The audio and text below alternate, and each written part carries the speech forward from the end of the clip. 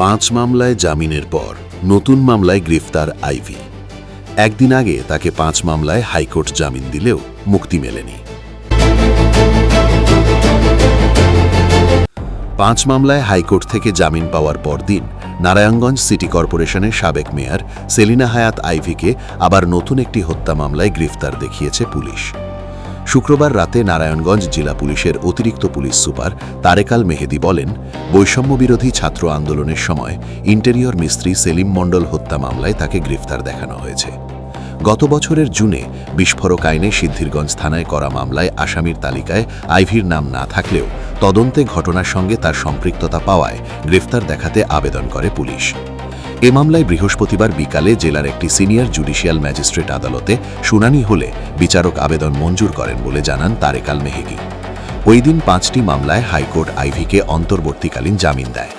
মামলা থেকে জানা গেছে 2024 সালের 20 জুলাই আন্দোলনকারী ও পুলিশের সঙ্গে সংঘর্ষের সময় সিদ্ধিরগঞ্জে একটি বহুতল ভবনে অগ্নিসংযোগ করা হয়।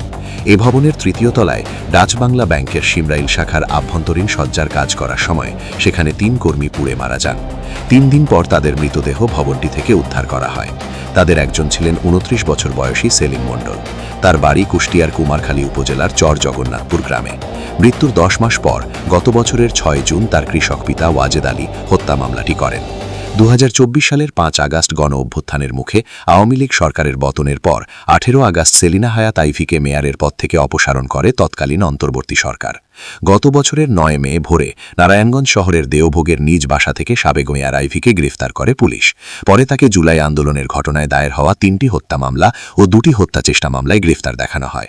এই 5 মামলায় নিম্ন আদালতে জামিন না পেয়ে আইভি হাইকোর্টে জামিন চেয়ে 5টি আলাদা আবেদন করেন এবং জামিন পান। 5 মামলায় জামিন পেলেও তার মুক্তি মেলেনি। নতুন আরও 5টি মামলায় তাকে গ্রেফতার দেখায় পুলিশ। এই মামলাগুলোর আসামির তালিকাতেও আইভির নাম নেই। বৃহস্পতিবার এই 5 মামলায় আইভিকে হাইকোর্ট জামিন দেয় বলে জানান তার আইনজীবী আওলাদ হোসেন। তিনি বলেন, একজন সৎ জনপ্রতিনিধি ও রাজনীতিককে কেবল রাজনৈতিক কারণে হয়রানি করতে বারবার নতুন মামলায় গ্রেফতার দেখানো হচ্ছে। এতে তার ন্যায় বিচার পাবার অধিকার ক্ষুণ্ণ করা হচ্ছে। মামলাগুলোতে আসামির তালিকায় তার আইভির নাম না থাকলেও পুলিশ তাকে গ্রেফতার দেখাচ্ছে, যা দুঃখজনক, যোগ করেন এই আইনজীবী। হয়রানির অভিযোগ নিয়ে জানতে চাইলে অতিরিক্ত পুলিশ সুপার তারেক আল মেহেদি বলেন, ব্যাপারটা ঠিক তেমন না। বৈষম্যবিরোধী মামলাগুলো আমরা সর্বোচ্চ প্রায়োরিটি দিয়ে তদন্ত করছি। কিছু মামলা তার গ্রেফতারের পরে হয়েছে, ফলে তদন্তে সেগুলোতেও তার সম্পৃক্ততা পাওয়া গেছে বলে গ্রেফতারের আবেদন করে পুলিশ।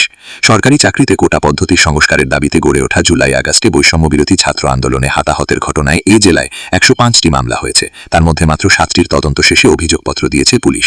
বাকি মামলাগুলোর তদন্ত চলমান রয়েছে। তদন্ত চলাকালীন সম্পৃক্ততা পেলে আরও মামলায় আইভিকে গ্রেফতার দেখানো হতে পারে বলেও জানিয়েছেন জেলা পুলিশের এই কর্মী।